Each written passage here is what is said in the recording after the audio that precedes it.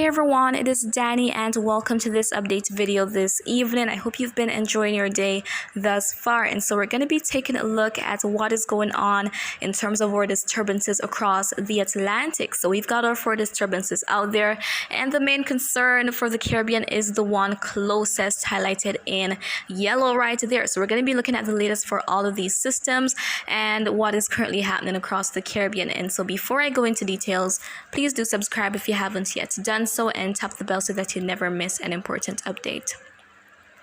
Alright, so we're going to start out zooming into the vicinity of the Caribbean, and here we can see that there is a lot of shower and thunderstorm development this evening, especially across some parts of Florida up there. Now, all of that shower and thunderstorm activity, all that disturbed weather in the vicinity of the Bahamas, parts of Cuba, Jamaica, even for Hispaniola and the Turks and Caicos Islands, is in association with a disturbance that is marked for development. So all this activity will continue drifting toward the Gulf of Mexico, where some development could take place as we head into next week. And this is the disturbance that we're talking about here. We can see that it is given a 40% chance to develop as of right now through the next 7 days.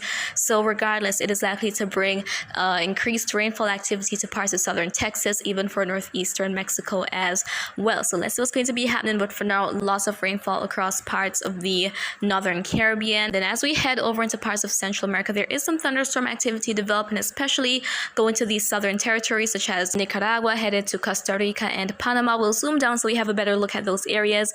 And over in parts of Puerto Rico, western Puerto Rico, there is some thunderstorm development. There was some thunderstorm development.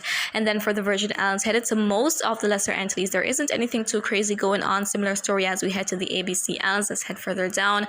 However, there is a lot of activity that will continue streaming in, and the rainfall chance will only increase as we head into the new week. So we can see here that across Northern South America, just as forecast in my update this morning, there's a lot going on right now, especially over into parts of the Guyana. So there was a lot of thunderstorm activity with that disturbance in the area, and so this is going to continue for parts of Grenada, Trinidad, Tobago. There has likely been some heavy rainfall through today, and with these continuous heavy downpours, there is going to be that risk of flooding, especially with that saturated soil. So all that water, it can't just immediately infiltrate, so it piles upon the surface, resulting in inundation of some areas or flooding of some areas. And so guys, should your area experience any flooding, please do not take any unnecessary risks and stay as safe as you can.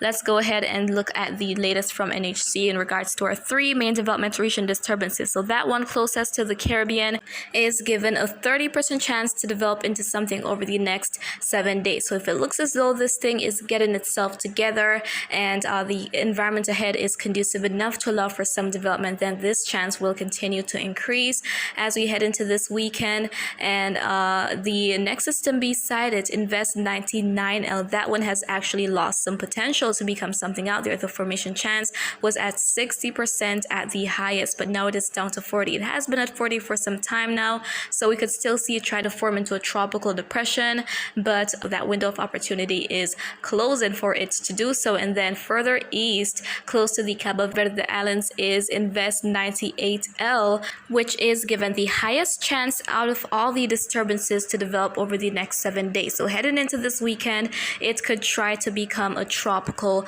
depression. And so as we look at them on satellite, the 3 MDR disturbances, MDR is for main development region.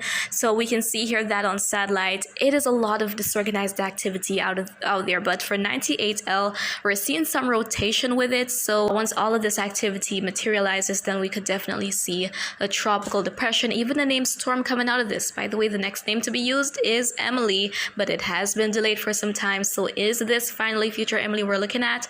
Only time will tell. But as we head to our next disturbances, not a whole lot happening. Let's now go ahead and take a look at this map here. And also guys, if you're curious about what an invest is, so that is an area of investigation that is being closely watched by the National Hurricane Center for Development. So that is simply what it is, and the designations are there, 90 to 99L. So we've had 99L now, so if that Caribbean disturbance should be designated as an invest, which I think it will become invest 90L. So once we reach 99, we restart at 90 and so on. And as we look at this map now, so where we see these areas of burnt oranges and reds, that is where there's a lot of dry air, but more of these gray areas with these blues and greens, that is indicating a lot of moisture. As we head over into Africa, we can see that there's a lot of moisture with that monsoon trough being pretty active over there. So with these stronger tropical waves continuing in all these systems, that is going to help to create a more conducive environment, which is typical as we're going to be heading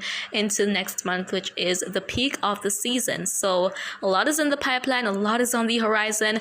We could even see another tropical wave developing off of Africa next week, or even in the Caribbean or the Bay of Campeche. Models have been hinting that we could see some development, but only time will tell, and we want to kind of focus on what is immediate right now, what we're kind of sure of. So again, that disturbance heading to the Caribbean will be producing a lot of heavy rainfall, which is going to increase that flood risk for many areas. And I will continue to go into more details about this in my future updates. And so guys, that is pretty much what I wanted to share with you in this video, and I hope you found it to be quite informative. But if you have any questions, feel free to leave them in the comments. I will respond once I get the chance. And as always, remember to be weatherwise.